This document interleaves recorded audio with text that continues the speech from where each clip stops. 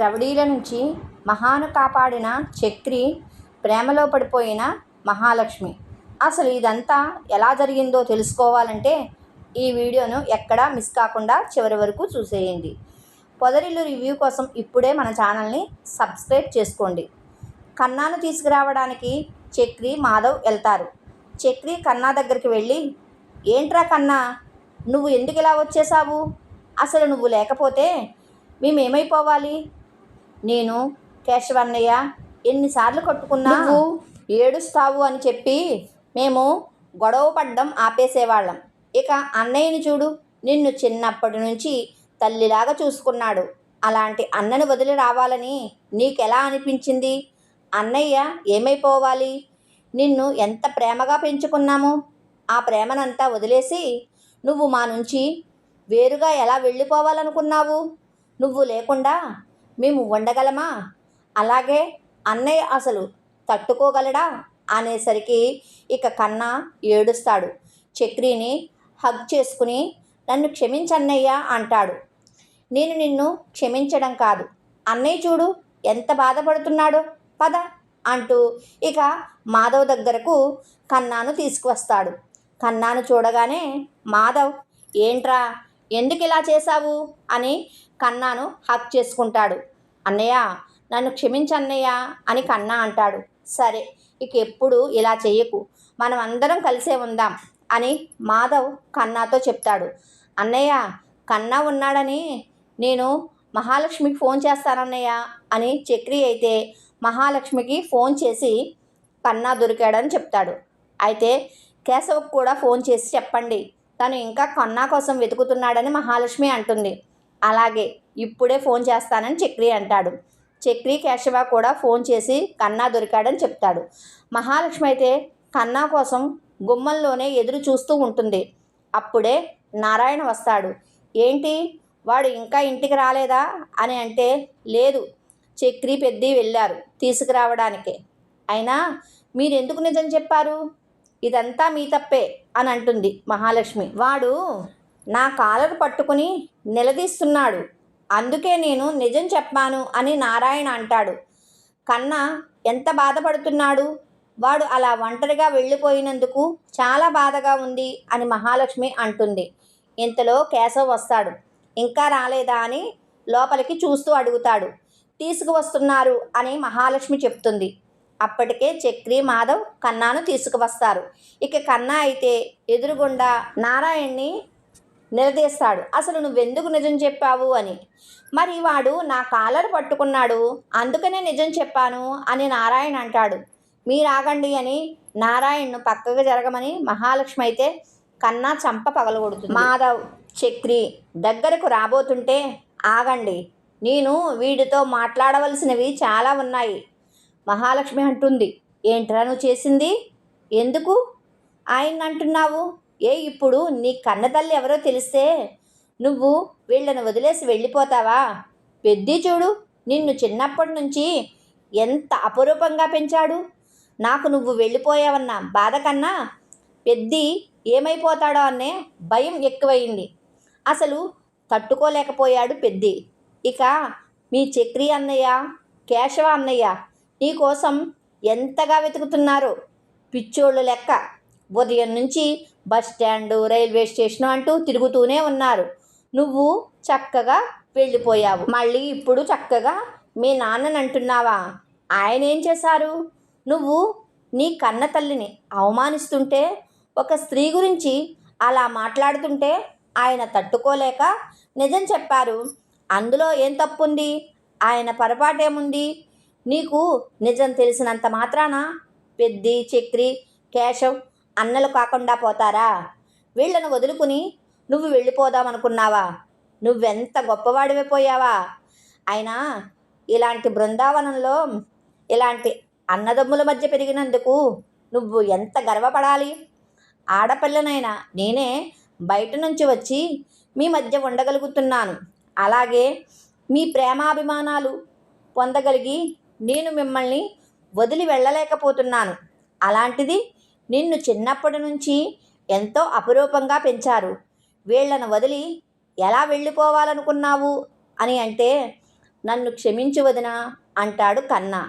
నువ్వు నన్ను కాదు క్షమాపణ అడగడం, పెద్ది కాళ్ళ మీద పడి క్షమాపణ అడుగు అని అంటుంది మహాలక్ష్మి. ఇక వెంటనే కన్నా అయితే మాధవ కాళ్ళ మీద పడి అన్నయ్య నన్ను క్షమించు అని అంటాడు. పైకి లేవరా, నువ్వు నా ప్రాణం, నువ్వు నన్ను వదిలి వెళ్ళిపోతే నేను అస్సలు తట్టుకోలేనని మాధవ్ అంటాడు. ఇంకెప్పుడు ఇలా చేయనన్నయ్య అని అంటాడు కన్నా.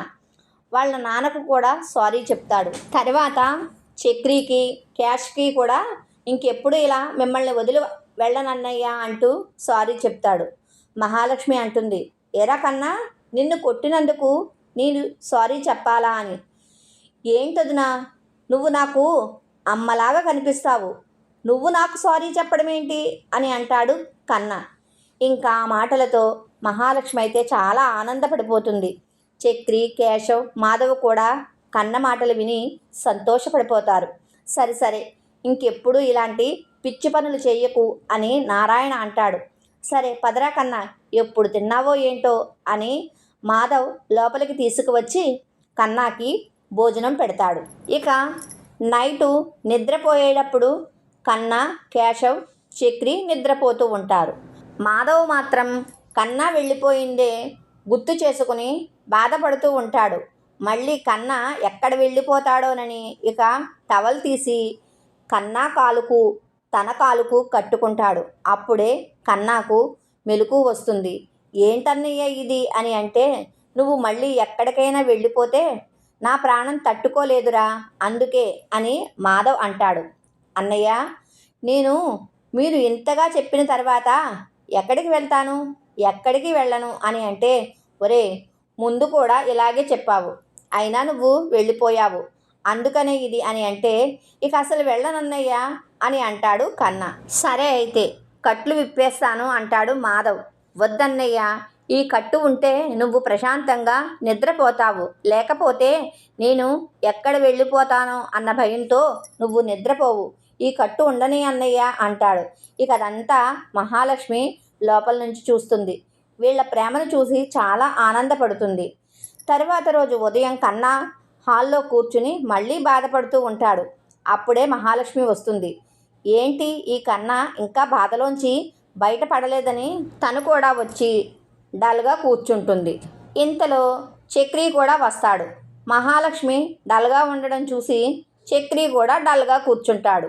ఏమైంది, మీరెందుకు ఇలా డల్గా ఉన్నారు అని అంటే, నువ్వు డల్గా ఉన్నావు కదా, నిన్ను చూసి నాకు డల్గా ఉంది అని మహాలక్ష్మి అంటూ ఉంటే, చక్రితో నువ్వెందుకు మరి డల్గా ఉన్నావు అని కన్నా అడిగితే, మీ వదిన డల్గా ఉంది కదా, అందుకనే నేను కూడా డల్గా ఉన్నాను అని చెప్తాడు. ఏంటి, నేను డల్గా ఉంటే మీరు డల్గా ఉంటారా అని మహాలక్ష్మి అయితే చక్రిని దబాయిస్తూ ఉంటుంది. చక్రి, కన్నా, మహాలక్ష్మి అలా గొడవ పడుతూ ఉంటారు. ఇంతలో పెద్ది అయితే ఉప్మా చేసుకుని వస్తాడు. ఇదిగో ఉప్మా తినండి అంటే, కన్నా అయితే ఏంటి ఉప్మాయా, అయ్యి బాబోయ్, దానికన్నా నేను బాధపడమే బాగుంది, ఉప్మా మాత్రం తినాను అంటే, మహాలక్ష్మి కూడా అవును పెద్ది, ఉప్మా ఉప్మా వద్దు అని అంటుంది. చక్రి కూడా అమ్మ బాబోయ్, ఉప్మా నా వల్ల కాదు అంటాడు. కన్నా అంటాడు, వదినా ఇప్పుడు మనం ఈ ఉప్మా నుంచి తప్పించుకోవాలంటే ఏం చెయ్యాలి అంటే, ముందర మనం బయటికి వెళ్దాం అని మహాలక్ష్మి చెప్తుంది. పెద్ది, నేను కన్నా అలా బయటకు వెళ్ళి వస్తామని ఇద్దరూ కలిసి బయటికి వెళ్ళిపోతారు. ఇదిగోరా ఉప్మా తిను అని పెద్ది చక్రికి ఉప్మా పెడుతూ ఉంటే, నీదే కాదు వాళ్ళది కూడా నువ్వే తినాలి అని ప్లేట్ ఇచ్చేసి మాధవ లోపలికి వెళ్ళిపోతాడు. ఇక చక్రి అయితే ఏంటో ఈ మహాలక్ష్మి కన్నాని, కేశవని, మాధవన్నని కూడా అర్థం చేసుకుంది. నా ప్రేమను అర్థం చేసుకుంటం లేదు, ఎప్పుడు నా మనసు తెలుసుకుంటుందో ఏంటో, అంతవరకు ఈ బాధ నాకు తప్పదు అని అనుకుంటాడు.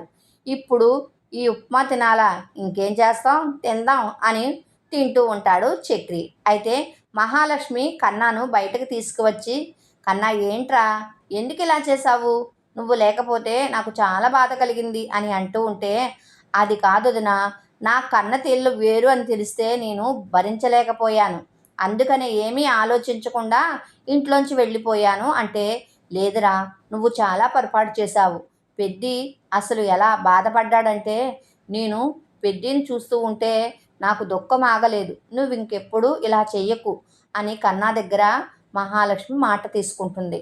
ఇక సాయంత్రం అయ్యేసరికి కన్నా ఎగ్జామ్స్ అయిపోయాయి కదా, బోరు కొడుతుంది అని మహాలక్ష్మి వాళ్ళతో అంటూ ఉంటే అప్పుడే పద్ది పనిలోంచి వస్తాడు.